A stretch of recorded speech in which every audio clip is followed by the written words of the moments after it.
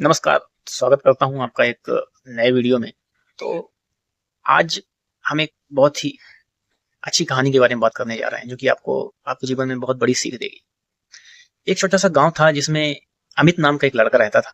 वह अपने जीवन से बहुत ज़्यादा निराश था। वह बेरोज़गार था और उसके गाँव के लोग भी उसे जो है ना नकारा समझने लगे थे। तो उसके अंदर अपने ही प्रति हीन भावना जागृत हो चुकी थी। वह हमेशा सोचता रहता था कि मैं जीवन में कुछ कर पाऊँगा भी या नहीं। उसे कहीं कोई भी रास्ता दिखाई नहीं दे रहा था। फिर एक दिन ऐसा होता है कि बाहर से एक साधु उस गांव में कुछ दिन के लिए रहने के लिए आते हैं। अमित को कुछ दिनों बाद पता चलता है कि वह साधु जो है बहुत सारे लोगों को जो उनके पास जाते हैं उन्हें जो भी समस्या होती है उनका समाधान खोज करके दे देते हैं। अमित ने सोचा कि क्या मुझे भी जाना चाहिए, क्या मैं उनके पास जाऊंगा तो मेरी समस्या का हल मिल पाएगा या फिर मैं निराश होकर लौट आऊंगा। तो अमित के अंदर काफी ज्यादा डर था, लेकिन वह एक शाम यह निर्णय लेता है कि मैं बाबा के पास जाऊंगा, आगे जो होगा देखा जाएगा। और वह बाबा के पास शाम को पहुंचता है, जाकर उन्हें प्रणाम करता है और बाबा से अपनी सारी समस्याएं बताता है। बाबा उनकी समस्याओं को सुनकर के थोड़ा मुस्कुराते हैं और बोलते हैं कि क्या तुम आखिरी बार अपने पूरे जी और जान से, अपनी पूरी लगन से मेरी चुनौती को स्वीकार करोगे? अमित थोड़ा अंदर से डर जाता है और पूछता है कि बाबा कैसी चुनौती? बाबा बोलते हैं कि सामने एक जंगल है, तुम्हें वहां जाना है। उस जंगल में एक खजाना छुपा हुआ है, तुम्हें उसे खोजना है, लेकिन तुम्हारे पास समय सिर्फ एक दिन का है। यदि तुम उसे खोज लेते हो तो तुम्हारी समस्या का समाधान मिल जाएगा। अमित अंदर ही अंदर बहुत ज्यादा घबराया हुआ था कि आखिर एक दिन में कैसे संभव है, एक दिन में कैसे ढूंढ पाऊंगा। लेकिन फिर वह सोचता है कि मुझे मेरे पास इसके अलावा कुछ तो है भी नहीं, मेरे पास खोने के लिए कुछ तो है ही नहीं।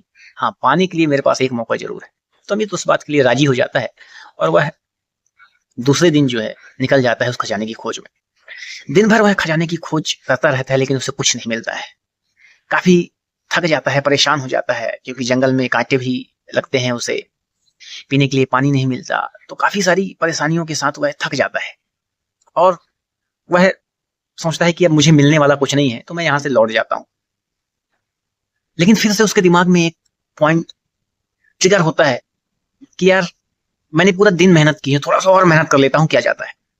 और वह फिर से एक नई ताकत के साथ, एक नई जुनून के साथ उस खजाने को ढूंढने में लग जाता है और कुछ ही देर बाद वह खजाना उसे मिल जाता है। एक चमचमाता हुआ संदूक उसे दिखाई पड़ता है और वह संदूक को उठाता है। और जब वह उस संदूक को खोलता है तो उसके अंदर उसे एक नोट दिखाई पड़ता है। नोट यानी कि पैसे वाला नोट नहीं, एक इनवेलप जिसमें कुछ लिखा होता है। जब उसे वह खोलता है तो आप आश्चर्यचकित रह जाएंगे कि उसमें लिखा क्या था। उसमें लिखा होता है कि खजाना वह नहीं जिसे तुम पाते हो, बल्कि असली खजाना तो वो है जो तुम रास्ते में पाते हो। इसका अर्थ जो मैं आपको गहराई से समझाता हूं कि हम लोग अपनी मंजिल को जो है ना, मंजिल पाना ही केवल सफलता नहीं होती है। हम लोग अपने मंजिल को पाना ही सफलता समझते हैं कि हम जिस टारगेट को जो है पाना चाहते हैं, यदि वो मिल गया ना तो मतलब हम अपनी मंजिल को पा गए, वो सफलता हो गई। लेकिन वास्तव में असली खजाना वो है कि उस मंजिल को पाने में हम जो अपना धैर्य बनाकर रखते हैं, जो पेशेंस बनाकर रखते हैं, जो कठिनाइयों का सामना करते हैं, जिस प्रकार से हमारे अंदर वो चीजें डेवलप होती है ना, असली खजाना वो है। अमित उस बात की गहराई को समझता है और उसे स्वीकार करता है और वह वापस लौट करके आता है और बाबा जी को बताता है। बाबा ने बोला कि देख, अब तुझे जाकर के असली खजाना मिला है और तू जा और जो भी पाना चाहता है उसमें लग जा। और अमित बाबा की इन बातों को मान करके जाता है और अपने काम में लग जाता है। कहने का मतलब सिर्फ यही है कि हमें भी जो है ना अपना धैर्य बना करके रखना चाहिए। अपने काम को करने में अपना आत्मविश्वास, अपनी लगन, अपनी मेहनत को बरकरार रखना चाहिए।